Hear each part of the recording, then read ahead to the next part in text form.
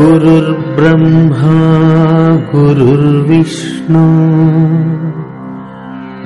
गुरुर्देवो महेश्वरः गुरु साक्षात् परब्रह्मा तस्मै श्री गुरवे नमः। ఈ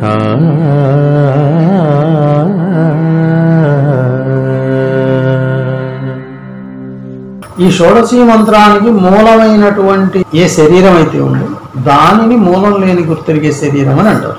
ఈ మూలం లేని గుర్తెరిగే శరీరం అనే దానిని మనము మాయ, ఎరుక, బ్రహ్మము, బిందువ అని అంటాం. బిందువు వేరు, తర్వాత వచ్చినటువంటి చైతన్య బిందువులు వేరు. అలా చైతన్యం బిందువులుగా మారుతూ ఒక స్వరూపాన్ని సంతరించుకునేదాకా ఒకదాంట్లో ఒకటి కలిసిపోతూ అనేక రకాలైనటువంటి రూపనామక్రియలు ఏర్పడతాయి. షోడశీ మంత్రం ఎప్పుడు చెప్పబడ్డది? సాధనలన్నీ చేసినటువంటి వాడు నిత్యానిత్య వస్తువు ఏకము హిమూత్రార్థ ఫలభోగ విరాగము శమదమాది షట్క సంపత్తి ముముక్షత్వము ఇవన్నీ పూర్తి చేసుకొని చాతుర్వేద శుశ్రూషలు గురువుకి చేసి అయినా తనకి ఎటువంటి ఫలితము రాక పరమ గురువుల చెంతకి చేరినప్పుడు అప్పుడు చెప్పాడు ఏ సాధన నీకెందుకు అని చెప్పి, సరే నీకు మొట్టమొదటి షోడశి గురించి చెప్తాను, తర్వాత ద్వాదశి గురించి చెప్తాను, పంచదశి అనేటువంటి యొక్క స్థితిలో నువ్వు దానిని మననం చేస్తుండాలి అని చెప్పాడు. పంచదశలో దృష్టాంతము ద్రాష్టాంతము అని ఉంటాయి. ద్రాష్టాంతం అంటే చెప్పడం, దృష్టాంతరం అంటే దాని పోలిక చెప్పడం. దీనిలాగా నువ్వు ఇలా ఉండాలి. అట్లాగే ఇక్కడ షోడశీ మంత్రంలో జాగ్రత్తలో జాగ్రత్త అయిన గురు సాన్నిధ్యమున శాస్త్రములను వినునప్పుడు వాటి యందున్న విషయంబులను మరుపులేక సందేయములను ఎరింగించి తెలుసుకొని మరువకుండుట. ఈ జాగ్రత్త అవస్థలో కనిపించేటువంటి యొక్క ఈ ప్రకృతిని గురించినటువంటి విచారణ అంటే సాంఖ్య విచారణలు, ఎదురుగా ఉన్న మనిషి ఏంటి, చెట్టు ఏంటి, రాయి ఏంటి, గుట్టేంటి, పొట్టేంటి, గాలి ఏంటి, వాయువు ఏంటి, ఇవన్నీ ఎలా తయారైనాయి ఏంటి, వీటి మూలాలు ఏంటి, ఇవన్నీ తెలుసుకొని ఇంకా మనకు అనుమానాలు ఉంటే వాటిని విచారించి శాస్త్రం ద్వారా దేని నుంచి అయితే ఇవన్నీ ఆరంభమైనాయి అని చెప్పాడు. వీటన్నిటికీ మూలం ఆ వస్తువు అని గుర్తుపెట్టుకొని ఆ వస్తువు మీద జాగ్రత్త కలిగి ఉండటం జాగ్రత్తలో జాగ్రత్త. కానీ జాగ్రత్తల్లో జాగ్రత్త అంటే వీటన్నిటి యొక్క మూల కేంద్రం ఏదైతే ఉందో ఆ కేంద్రం నుంచే ఇవన్నీ వచ్చినాయి. కాబట్టి ఇవన్నీ కూడా మార్పు చెందుతూ వచ్చినటువంటివి కాబట్టి ఇవి శాశ్వతం కాదు, మార్పు చెందని వస్తువు అది. కాబట్టి దాన్ని గుర్తుపెట్టుకోవాలి. అంటే ఇప్పుడు ఏం గుర్తుపెట్టుకోవాలి? మూలం లేని గుర్తెరిగే శరీరం అయినటువంటి ఏ ఎరుకైతే ఉందో, ఏ అహం బ్రహ్మాస్మి అనేది ఉందో అదే నేను అని గుర్తుపెట్టుకోవాలి. దానికి శాస్త్రాన్ని ఎందుకు చదవమన్నాడు అంటే, శాస్త్రం ఈ వేదాంత భాష్యం పుట్టిన దగ్గర నుంచి ఏ అనుమానాలు ఎంతమందికి వచ్చినాయో అన్నిటిని గురించి వివరించి చెప్తుంది. ముక్కు ఎట్లా పుట్టింది, ఎందుకు పుట్టింది, కన్ను ఎట్లా పుట్టింది, అది ఎందుకు పుట్టింది, ఇట్లా ప్రతిదాన్ని ఎట్లా పుట్టింది, ఎందుకు పుట్టింది, దేని నుంచి వచ్చింది అని ఇట్లాంటి స్థితులని చెప్తాం. ఇప్పుడు ఉంగరం కావాలి, లేకపోతే నెక్లెస్ కావాలి, లేకపోతే ఇంకొకటి కావాలి అని ఆలోచించేటప్పుడు ఇవన్నీ ఎక్కడి నుంచి వచ్చినాయి? బంగారం నుంచి వచ్చినాయి. అంటే ఇప్పుడు ఏం కావాలని కోరుకుంటావా? నెక్లెస్ కావాలని కోరుకుంటావా, బంగారం కావాలని కోరుకుంటున్నావా? బంగారం కావాలని కోరుకుంటాం. ఏదో ఒక నెక్లెస్ పెట్టుకోవచ్చు, కానీ బంగారం కోరుకుంటాం. ఆ బంగారాన్ని మర్చిపోకుండా ఎంతో కొంత కొనుక్కోవాలనే తపన ఉండి కొనుక్కోవటం అనేటువంటిది జాగ్రత్తలో జాగ్రత్త. అట్లానే ఈ సృష్టిలో ఏ బిందువు నుంచి ఏ మూలం లేని గుర్తెరిగే శరీరం నుంచి ఈ జగత్తు వచ్చిందో దానిని గుర్తు పెట్టుకుని ఇవన్నీ ఉండేవి కాదు. కాబట్టి ఈ రూపాల మీద అంత భ్రాంతిని పెట్టుకొని ఉండటం అనేటువంటిది అంత అవసరం లేదు అని అనుకుని ఉండటం అనేది ముఖ్యమైనటువంటి లక్షణం. అందుకని దాన్ని జాగ్రత్తలో జాగ్రత్త అంటారు. నేను అదే చెప్పాను, గురుముఖత నువ్వు ఏదైతే వింటున్నావో, ఏ రహస్యాన్నైతే వింటున్నావో ఆ రహస్యాన్ని మరొక గుర్తు పెట్టుకోవడం స్వస్థితి. స్వస్తి, స్పర్శ, ఆరోహణ. స్వస్తి ముందు నీ గురించి నీకు చెప్పాడు ఆయన, అది నువ్వు గుర్తుపెట్టుకోవాలి. అంటే నేను ఈ శరీరాన్ని కాదు, ఈ ఇంద్రియాలు నేను కాదు, ఈ జ్ఞానమైనటువంటి చైతన్య రూపమైనటువంటి జ్ఞానం ఏదైతే ఉందో, ఈ జ్ఞానం పనిచేయడానికి కూడా కారణమైనటువంటి ప్రాణం ఏదైతే ఉందో ఆ ప్రాణం ప్రస్తుతానికి నేను ఆత్మ లేదా జ్ఞానం అని గుర్తుపెట్టుకోవాలి. అప్పుడు ఇవన్నీ పనిచేసినా చేయకపోయినా ఇవి ఏవేవో చేస్తూ ఉన్నా అవి వాటి మెకానిజాన్ని బట్టి చేస్తున్నాయే కానీ నేను ఆత్మస్వరూపుణ్ణి కాబట్టి నేనైన ఆత్మ గనక లేకపోతే ఈ నేను అనేటువంటి మనసు కూడా పనిచేయదు.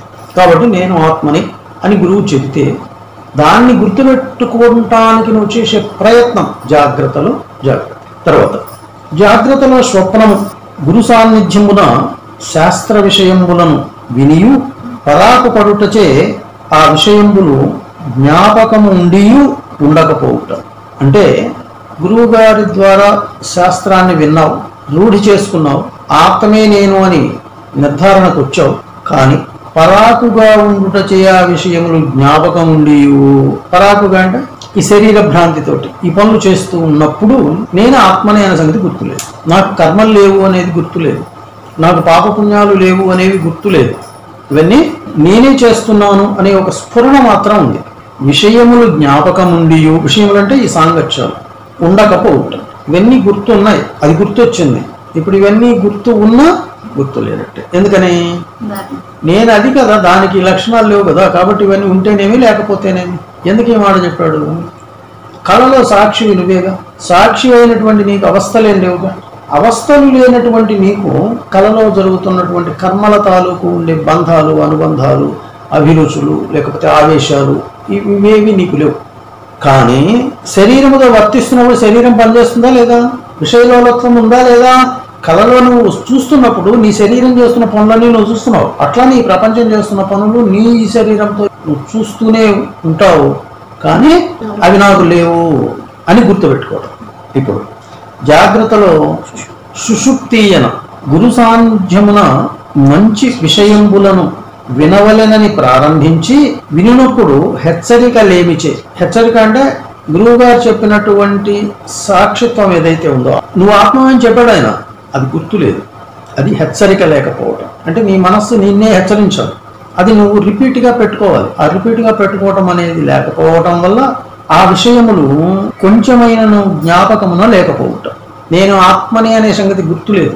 ఆ నిద్రపోయేటప్పుడు నేను ఆత్మని, ఆత్మ నిద్రపోదు కాబట్టి శరీరం నిద్రపోతే పోతుందేమో, ఈ శరీరంతో నాకు పని లేదు అని ఆత్మరూపంలో నువ్వు మేల్కొని ఉండాల, ఆత్మరూపంలో నువ్వు మేల్కొని ఉండాల. దానిని ఆయన ఏమంటున్నాడు? ఆ విషయములను కొంచెమైనను జ్ఞాపకము లేకపోవుట. ఏ విషయాలు? ఇప్పుడు ఆత్మ గుర్తులేదు, ఈ చూస్తున్న విషయాలు గుర్తులేవు. ఇప్పుడు నువ్వు విషయంలో ఉన్నావా? గురువుగారి చెప్పిన రహస్యంలో ఉన్నావా? పోనీ మరి ఎక్కడున్నావు? విషయాలని వింటూ వింటూ నిద్రపోయావు, కాబట్టి అక్కడ లేవు, ఇక్కడ లేవు, మాయలో ఉన్నావు. దీనిని సుషుప్తి అంటాడు. అయితే ఈ సుషుప్తిలో జాగ్రత్త ఎట్లా? జాగ్రత్తలో జాగ్రత్త, జాగ్రత్తలో స్వప్నము, జాగ్రత్తలో సుషుప్తి. జాగ్రత్తలో ఉండి సుషుప్తిని పొందటం అంటే ఏంటి? ఇప్పుడు మామూలు సుషుప్తిలో అయితే వీటన్నిటిని మర్చిపోయి నిద్రపోయావు. జాగ్రత్తలో ఉండి సుషుప్తి ఏంటి? జాగ్రత్తలో ఉండి ఈ ప్రపంచాన్ని చూస్తున్నప్పటికీ కూడా నిద్రపోయేటప్పుడు ఇవన్నీ మర్చిపోయి ఎట్లా అయితే రిలాక్స్ అయ్యి ఉన్నావో, ఇప్పుడు కంప్లీట్ ఆత్మస్థితిలో ఆయన చెప్పినటువంటి దాంట్లో అలా విశ్రాంతి తీసుకుంటున్నావు. అప్పుడు ఈ ప్రపంచం తెలియలేదు, అప్పుడు ఈ ప్రపంచం తెలియదు. అంటే నేను ఆత్మని, ఈ భావన తప్ప ఇంకొక భావన లేదు, దాంట్లో మునిగిపోయినావు. దీన్ని ఏమంటాడు ఆయన? జాగ్రత్తలో సుషుప్తి అంటాడు. అట్లానే జాగ్రత్తలో తురీయం అంటే ఏంటి? గురువుని వద్ద శాస్త్ర శ్రవణము చేసి వస్తుతత్వజ్ఞానమును కలిగి ఆ వస్తువును చింతించుట అంటే ఏంటి? నువ్వు ఆత్మవి అని చెప్పాడు ఆయన. జాగ్రత్తావస్థలో ఉన్నావు, ముందు సాక్షిని అనుకున్నావు, తర్వాత నేను ఆత్మని కాబట్టి ఆత్మలోనే ఉన్నాను అనుకున్నావు, ఇవన్నీ నేను కాదనుకుంటున్నావు. ఇప్పుడు ఆత్మలోనే స్థిరమైపోయి ఇదంతా ఆత్మస్వరూపమే అని భావించి చూస్తున్నావు. కాబట్టి ఈ ఆత్మస్వరూపమే నేను అని శరీర ఇంద్రియాలు ఇవి చేస్తున్నటువంటి పనుల మీద ధ్యాస లేకుండా స్థిరంగా ఉండిపోయావు. అంటే ఏంటి? ఈ చర్మం నేను కాదు, ఈ ఎముకలు నేను కాదు, ఈ కండరాలు నేను కాదు, ఈ లోపల ఉన్న ఇవేది నేను కాదు. ఒక ప్రాణం అనేటువంటిది ఈ శరీరాన్ని రక్షిస్తుంది, ఆ ప్రాణం నేను. కాబట్టి ఇప్పుడు నేను ప్రాణస్వరూపుడనయ్యే ఉన్నాను. ఎన్ని పనులైనా చేయండి, ఈ శరీరం చేస్తుందేమో నాకు తెలియదు. సుషుప్తిలో నేను దాంట్లో ఉన్నాను అనుకొని దాంట్లోనే ఉండిపోతావు, ఇవన్నీ మర్చిపోయావు. కానీ ఇప్పుడు దాంట్లో కూడా మేల్కొని ఉన్నావు. కాబట్టి జాగ్రత్తలో జాగ్రత్త అంటే వీటితో నాకేం సంబంధం లేదు, గురువుగారు చెప్పిందే కాదు. జాగ్రత్తలో స్వప్నం, నేను సాక్షిని, వీటన్నిటితో నాకు సంబంధం లేదు, వాటిని నేను చూస్తున్నానే కానీ నాకేమీ అంటటం లేదు. జాగ్రత్తలో సుషుప్తి, అంటటం లేదు. నేను నేనుగానే ఉన్నాను అని నువ్వుగా ఉండి ఈ ప్రపంచంలో జరుగుతున్నటువంటి వాటి మీద ఎటువంటి స్పృహ లేకుండా ఉండటం. అన్ని పనులు చేస్తున్నా వీటితో నాకే సంబంధం లేదని స్పృహ లేకుండా ఉండటం. తుర్యంలోకి వెళ్ళేటప్పటికి దాంట్లో ఉన్నటువంటి స్థితిని అనుభవిస్తున్నాం. మేల్కొని ఉండి దాంట్లో ఉన్న స్థితిని అనుభవిస్తున్నాం. అదే చెప్పాడు ఇక్కడ. శాస్త్రశ్రవణము చేసి వస్తుతత్వజ్ఞానము కలిగి ఆ వస్తువును తిలకించుట. ఇది స్వస్తి, స్వస్థితి.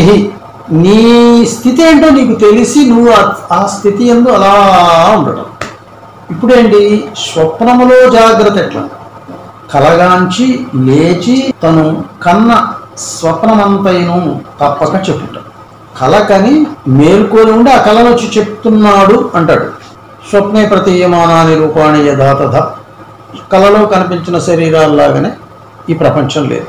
కానీ కళలో కనిపించిన దృశ్యాల్లాంటిదే ఈ ప్రపంచం. కాబట్టి కళ అంటే జ్ఞాపకం. ఈ జ్ఞాపకాలన్నీ ఎవరివి? మనస్సు, శరీరాలవి. శరీరము మనస్సు రెండు ఒకటే. అందుకని ఆ మనస్సు వాటిని నెమరు వేసుకుంటుంది. ఎవరు చూస్తున్నారు? నువ్వే చూస్తున్నావు. నువ్వెవరు? నేను ఆత్మని. ఆత్మనైన నేను మనస్సు చేసేటువంటి పనులు, శరీరం చేసే పనులు నేనే చూస్తున్నా. చూస్తున్నప్పుడు నీకు చూస్తున్నాను అనే జ్ఞానం లేదు. చూస్తున్నప్పుడు చూస్తున్నాను అనే జ్ఞానం కలిగి ఉంటావు. కల వస్తున్నది, జరుగుతున్నది, చూస్తున్నాను అనే జ్ఞానం కలిగి ఉంటావు. అందువల్ల పొద్దున్నే లేచి ఇది కూడా కలే కదా అనేటువంటి స్పృహ కలిగి ఉంటావు. దీన్ని ఏమన్నా స్వప్నములో జాగ్రత్త. తర్వాత స్వప్నములో స్వప్నంబన, కలగని లేచి అందరి విషయములను మరచియు మరువకుండుట. స్వప్నములో స్వప్నం అంటే ఏంటి? కలొస్తున్నది, లేచావు, ఈ ప్రపంచాన్ని చూసావు, ఇది స్వప్నమేనని భావించావు. ఈ స్వప్నంలో ఆ స్వప్నము, ఆ స్వప్నంలో ఈ స్వప్నము, ఏదనుకున్నా సూక్ష్మ శరీరంలో ఉన్న స్వప్నం కానీ, స్థూల శరీరంలో ఇప్పుడు చూస్తున్నటువంటి ఈ స్వప్నం కానీ, ఈ రెండు కూడా కలే. కాబట్టి ఈ రెండిటి యందు కూడా నేను విషయములను మరచి మరువకుండుట. మరచి మరువకుండుట అంటే ఏంటి? నేను సాక్షిని కాబట్టి నాకే సంబంధం లేదు. మరవకపోవడం ఏంటి? శరీరంతో మామూలుగా వర్తిస్తున్నావు కదా, శరీరంతో వర్తిస్తున్నావుగా. అప్పుడు మరిచినట్ట మరవనట్ట? మరవలేదు కాబట్టి వీడు మొగుడని, ఇది కూతురని, ఇది కొడుకని, ఇది అత్తని ఇవన్నీ తెలుస్తుంది. స్వప్నంలో స్వప్నం అంటే ఏంటి? జ్ఞాపకాలన్నీ ఉన్నాయి, మర్చిపోలేదు. ఎవరు మర్చిపోలేదు? మనస్సు మర్చిపోలేదు. కానీ మనస్సుకు నువ్వు ఒక మాట చెప్పావు. ఏమని? ఇవన్నీ నీ పనులు, నాకు కాదు, నాకేం సంబంధం లేదు, నేను ఉండబట్టి నువ్వు పనిచేస్తున్నావు, నాకు సంబంధించిన విషయాలు కాదు ఇవి. కాబట్టి ఇది స్వప్నములో స్వప్నాన్ని కలిగి ఉండటం. జాగ్రత్తావస్థలో ఉన్నటువంటివన్నీ కూడా నిన్నటి విషయాలన్నీ ఉన్నాయి, పొద్దుటి విషయాలు ఉన్నాయి, పుట్టిన దగ్గర నుంచి ఇప్పటిదాకా జరిగిన విషయాలన్నీ ఉన్నాయి. ఇవన్నీ స్వప్నం లాంటివి. వీటిని బట్టే ఇప్పుడు వర్తమానం జరుగుతూ ఉంది. అందుకని మేల్కొనే ఉన్నా, వీళ్ళందరినీ చూస్తున్నా, అవి గుర్తున్నాయి కానీ గుర్తులేవు. ఎందుకని? నేను ఆత్మ అనే మననాన్ని చేస్తూనే ఉన్నావు. అందుకని స్వప్నములో స్వప్నావస్థ కలిగి ఉండటం. గుర్తు లేవు, గుర్తు ఉన్నాయి. గుర్తుండబట్టే వాడు మగుడు అని తెలిసింది, లేకపోతే తెలియదు.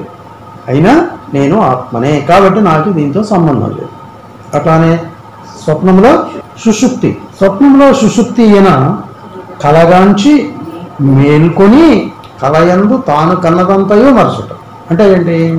నేను సాక్షిని అని ఆ సాక్షిత్వంలో నువ్వు అలా మసులుతూ ఉన్నప్పుడు తల్లి, తండ్రి, అక్క, చెల్లెలు ఈ బంధాలన్నీ వస్తున్నాయి.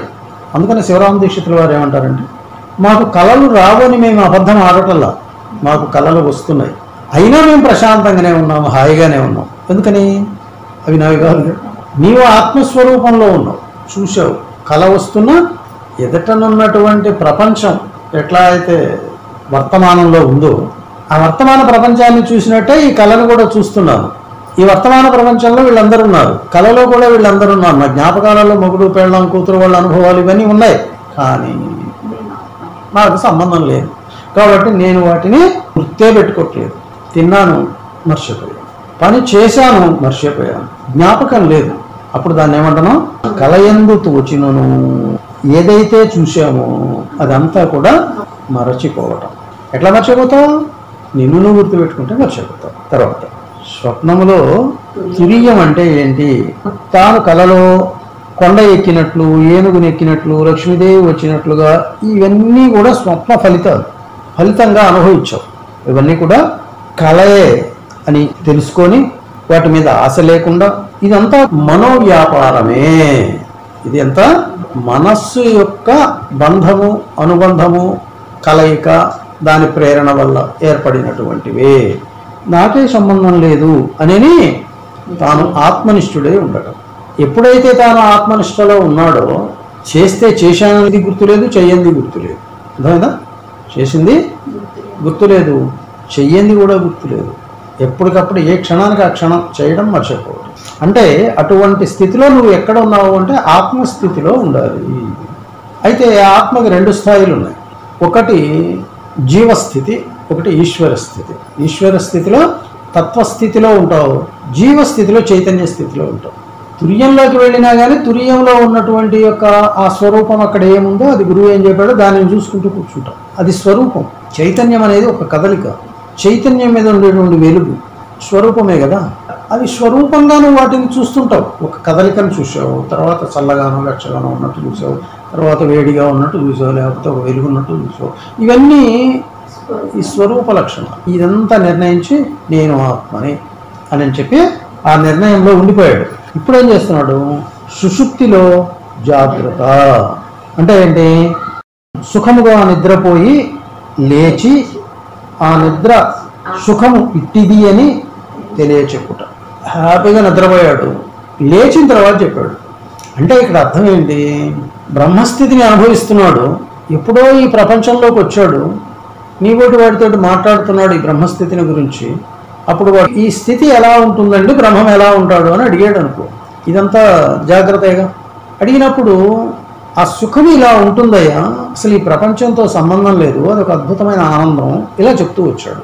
ఇప్పుడు ఈ సుషుప్తిలో ఉన్నాడా? సుషుప్తిలో తాను పొందిన దాని గురించి చెప్పుకుంటున్నాడా? మామూలు అవస్థలో కూడా పూర్వస్థితిని గుర్తు తెచ్చుకుంటూ ఆ ఆనందాన్ని నెమరవేసుకుంటున్నాడు. పని చేస్తున్నాడు, ఆనందాన్ని నెమరేసుకుంటున్నాడు, పని అయిపోయింది. ఇది ఆగిపోయిందే, దీనివల్ల అయ్యో నేను నష్టపోతున్నానే, ఇది లేదు. వాడు ఆ స్థితిలో అలానే ఉండిపోతాడు. ఇది సుషుప్తిలో జాగ్రత్త. సుషుప్తిలో స్వప్నం అంటే ఏంటి? సుఖంగా నిద్రించాడు, మేల్కున్నాడు, దాని వలన సుఖం ఇట్టిది అని తోచకుండా ప్రశాంతతగా ఉంది అని అనుకుంటున్నాడు. తనతో మర్చిపోయాడు. ప్రశాంతత తెలుస్తున్నది మర్చిపోతున్నాడు, తోచకుండా. అప్పుడు మనస్సు పనిచేయట్ల. సుషుప్తిలో స్వప్నావస్థ అంటే జ్ఞానం ఉండటం. సుషుప్తిలో జ్ఞానం ఉంది, ప్రశాంతంగా ఉంది, గాలి తగులుతూ ఉంది, చల్లగా ఉంది, చలి పుడుతున్నట్టు ఉంది, వెంటనే ఇటు పక్కకు దొరుకుతాం, ఇంకాసేపు పక్కన ఏదైనా పొట్టు ఉంటే లాక్కుంటాం. ఇవన్నీ సుషుప్తిలో జాగ్రత్త అనుభవిస్తున్నావు. కొద్దిసేపు తెలుస్తుంది, మళ్ళీ అంతలుగా నిద్ర పెట్టేస్తుంది. అట్లానే శరీరావస్థ మధ్యలో తెలుస్తున్నప్పటికీ మళ్ళీ ఆనంద స్థితిలోకి వెళ్ళిపోతూ ఉంటాడు. నిద్రలోనే ఉన్నాడు, మర్చిపోయి ఉన్నాడు. అంతా మర్చిపోయిన దాంట్లో కూడా నేను ఆనంద స్థితిలో ఉన్నాను అనే ఆనంద స్థితిని గుర్తు చేసుకోవటం. అంటే ఇప్పుడు నిద్రపోతున్నాడా, మేల్కొని ఉన్నాడా? నిద్రలో మధ్యలో మేల్కొంటున్నాడు, లేదు మధ్యలో నిద్రపోతున్నాడు. ఇప్పుడు సుషుప్తి అంటే ఏంటి? సుషుప్తిలో నిద్రపోయి లేచి పిదప దాని సుఖమిట్టిది అని తెలియకుండా. సుషుప్తి నిద్రపోయాడు, ఆ నిద్రలో సుఖం తెలియాలి అంటే వాడు జ్ఞానం పనిచేయాలి. ఇందాక తెలిసి తెలియనట్టున్నాడు అంటే వాడు తోచకుండా ఉన్నారు. ఇక్కడే ఉంది అసలు తోచటం. ఏ అవస్థది? సుషుప్తి. ఆ ఆనందంలో అలా ఉండిపోయాడు. అసలు మళ్ళీ శరీరావస్థలోకి రావట్లేదు.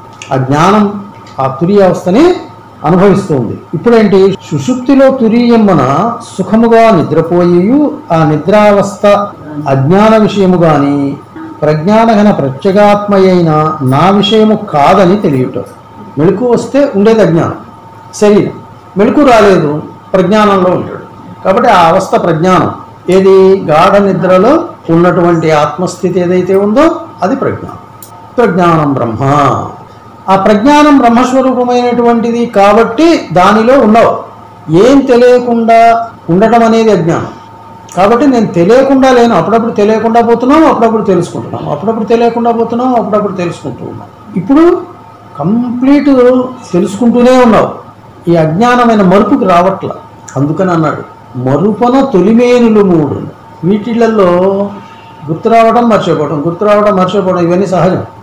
ఎరుకన 4వ శరీరము, అక్కడ కంప్లీట్ మేల్కొనే ఉంటాడు. ఇక్కడ మరుపని ఎందుకు చెప్పవలసి వచ్చింది?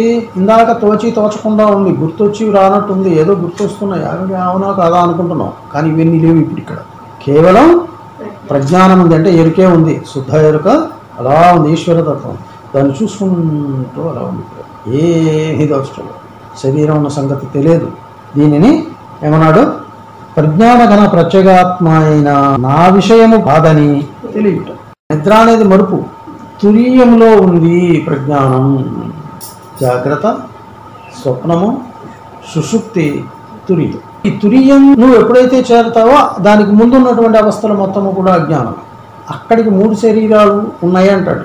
ఆనందమయ కోశం కూడా దీంట్లోనే ఉంది, 4 శరీరాలు కూడా. అందుకని సుషుప్తిలో తురియావస్థ అనేటువంటిది ఏదైతే ఉందో అది శుద్ధ ఎరుకగా ఉండి జ్ఞానంతో అక్కడే ఉండిపోతావు. ఆ సుఖాన్ని అనుభవిస్తూ ఆ సుఖంలోనే తాదాత్మ్యత చెందుతూ ఉంటావు.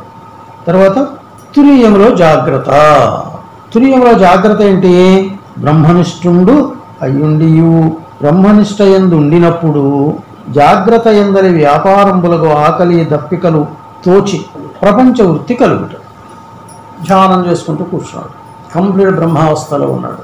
కంప్లీట్ ఇప్పుడు ఆ బ్రహ్మావస్థలో ఉన్నప్పుడు, తురియావస్థలో ఉన్నప్పుడు తురియంలో జాగ్రత్త కలిగింది. జాగ్రత్తలో ప్రపంచం కనిపిస్తుంది కదా, అంటే శరీరం తోచింది, ఆకలి అవుతున్నట్టు తెలిసింది, అంటే షడూర్ములు ఇప్పుడు తెలిసినాయి, ఆకలి, దప్పిక, నిద్ర, మైథునం ఇవన్నీ తెలుస్తుంది. తురీయముల్లో ఉండి దానిని అనుభవిస్తూ అప్పుడప్పుడు ఇటు జారిపోతున్నా మళ్ళీ తిరిగి తురీయంలోకి వెళ్ళడం, అది జాగ్రత్త.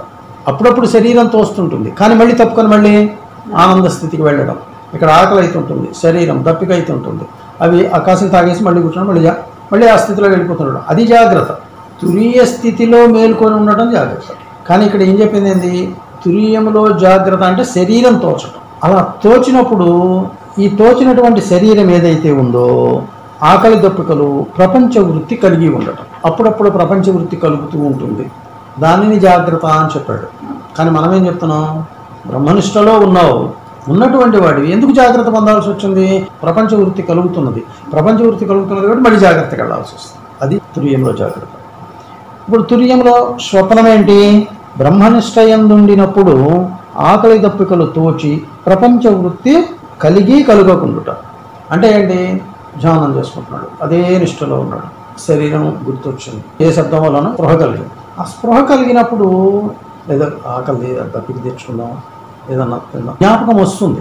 ఆ టయాన్ని కూడా ఇక్కడ వృధా చేయటం ఇష్టం లేక మళ్ళీ జాగ్రత్తలోకి వెళ్ళిపోతాడు, తురీయంలోకి వెళ్ళిపోతాడు. అందుకని ఇక్కడ ఏమన్నాడు? దాన్ని శరీరం తోస్తుంది కానీ మళ్ళీ వెంటనే దాంట్లోకి వెళ్ళిపోతూ ఉంటాడు. అంతకుముందు శరీరంతో ఏది తోచిందో అతన్ని పూర్తి చేసుకొని మళ్ళీ వెళ్ళాడు. ఇప్పుడు ఇది కూడా చేయట్లేదు, దాన్ని అలానే వెనక్కి తిప్పుతున్నాడు.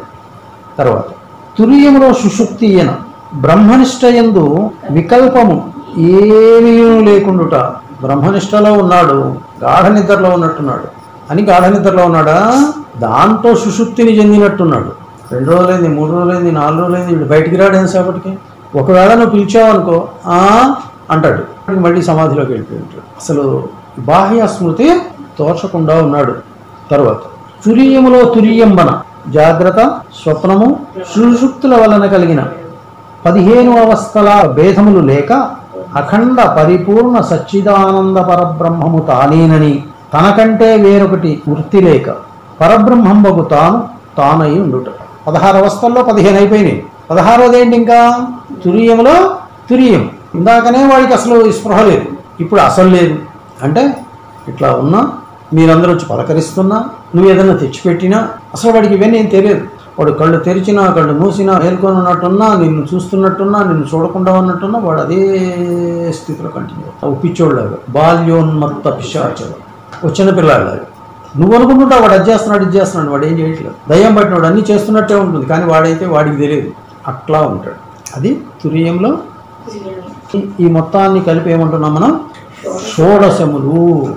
ఇప్పుడు ఈ షోడశ భావాలు తెలియటం వల్ల ఏమయ్యాడు? ఇక్కడ తానై ఉన్నాడు, ప్రజ్ఞాన ఘన బ్రహ్మస్వరూపము తానై ఉన్నాడు, సచ్చిదానంద స్వరూపుణ్ణి నేను, నాకు ఇవన్నీ ఏమీ తెలియదు, వీటి గురించినటువంటి స్పర్శలే నాకు లేవు అనే స్థితిలో ఉన్నాడు.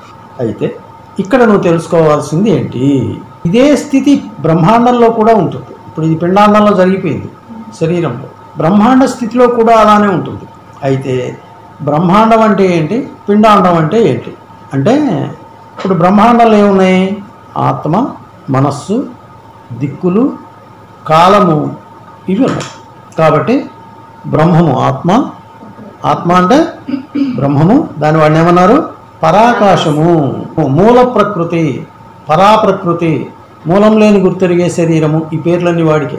పురుషోత్తముడు అని అంటామే వాడు. అట్లానే అవ్యక్తము మనస్సు ఎప్పుడు ఏర్పడింది, ఇది ఈ ప్రథమ చైతన్యము బిందువుల నుంచి మొట్టమొదట ఏర్పడింది కదా, దానికి పేరు మనస్సు, మహామనస్సు అంటాం.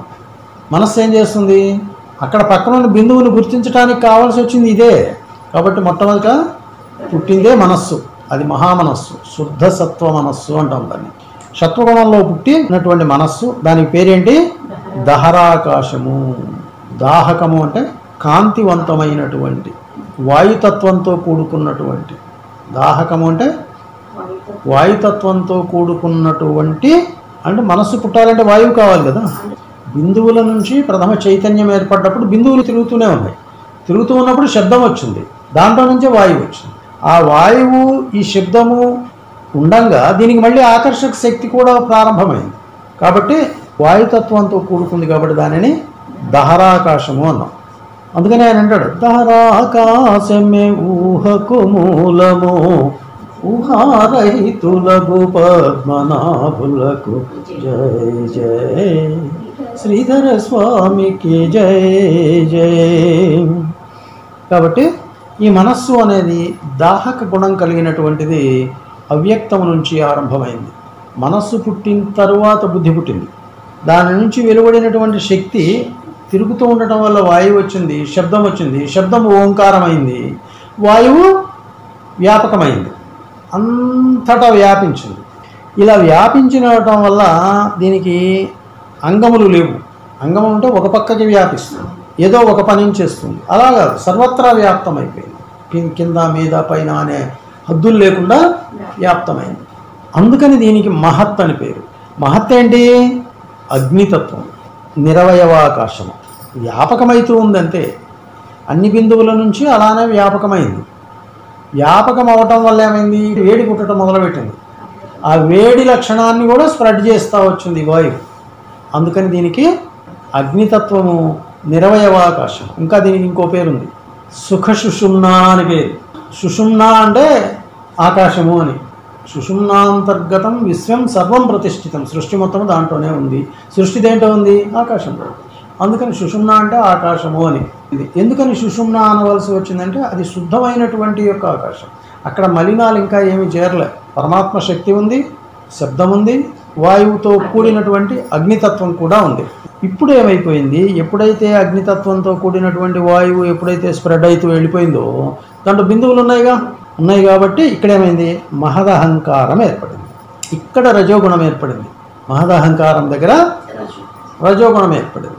ఇంకా చెప్పాలంటే ఎప్పుడైతే అగ్నితత్వము ఫ్రిక్షన్ వల్ల బహిర్ముఖమైందో అది ప్రాణస్వరూపం, ఇది కూడా సత్వమే. ఏది, అగ్ని కూడా సత్వమే. ఇప్పుడు మహద అహంకారం ఏర్పడింది. ఎప్పుడైతే అహంకారం ఏర్పడిందో ఇప్పుడు రజోగుణం ఏర్పడింది. జలతత్వంలోకి లీనమైంది ఇది, ఈ ఉష్ణం వల్ల. ఈ వాయువులలో ఉన్నటువంటి బిందువులు ఉన్నాయి కదా, ఆ వాతావరణంలో అలా తిరుగుతూ హైడ్రోజన్, ఆక్సిజన్, క్లోరిన్ ఇట్లాంటివి ఏవేవో అనే మూలకాలు ఉన్నాయి. ఈ మూలకాలన్నీ కలిసి జలతత్వం ఏర్పడింది, ఆక్సిజన్, హైడ్రోజన్ ఏర్పడింది. ఎప్పుడైతే ఆక్సిజన్, హైడ్రోజన్ ఏర్పడిందో ఇది ప్రాణతత్వాన్ని సంతరించుకుంది. అప్పటిదాకా ఉష్ణతత్వమే ఉంది, ఇప్పుడు ప్రాణతత్వాన్ని సంతరించుకుంది.